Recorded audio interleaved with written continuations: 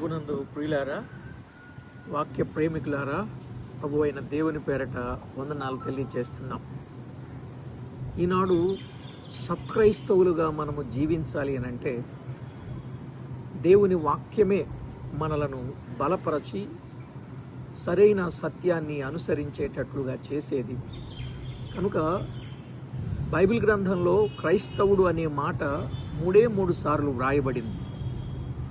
అసలు క్రైస్తవుడు అంటే ఎవరు? 1, క్రీస్తును ఎరిగినవాడు క్రైస్తవుడు.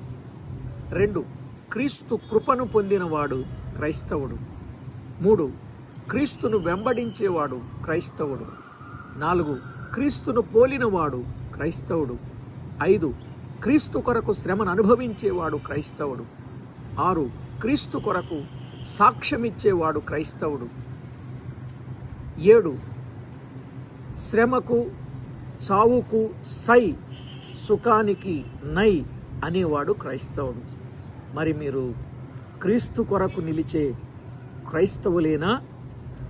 సరి అయిన క్రైస్తవులుగా, సాక్ష్యము కలిగిన క్రైస్తవులంగా మనమంతా జీవించాలి. ప్రభు కొరకు నమ్మకంగా బ్రతకాలి.